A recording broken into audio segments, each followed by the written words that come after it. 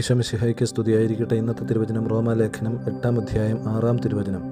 ജഡിക അഭിലാഷങ്ങൾ മരണത്തിലേക്ക് നയിക്കുന്നു, ആത്മീയ അഭിലാഷങ്ങൾ ജീവനിലേക്കും സമാധാനത്തിലേക്കും. പ്രിയ സഹോദരങ്ങളെ, സമാധാനത്തിനും ജീവൻ്റെ സമൃദ്ധിക്കുമായി വചനം നമുക്ക് നൽകുന്ന വഴി എന്നത് ആത്മീയ അഭിലാഷങ്ങളിൽ ജീവിക്കുക എന്നതാണ്. ആത്മീയ കാര്യങ്ങളിൽ ഒരു തീക്ഷ്ണത ഉണ്ടാവുക, ദൈവിക കാര്യങ്ങൾ ധ്യാനിക്കുന്നതിൽ, ദൈവിക കാര്യങ്ങളിൽ പങ്കുവയ്ക്കുന്നതിൽ, ദൈവിക കാര്യങ്ങളിൽ ശ്രദ്ധ ചെലുത്തുന്നതിലൊക്കെ ഒരു അഭിലാഷമുണ്ടാകുമ്പോൾ, ഒരു തീവ്രമായ ആഗ്രഹമുണ്ടാകുമ്പോൾ അത് നമ്മളെ ജീവനിലേക്കും സമാധാനത്തിലേക്കും നയിക്കും.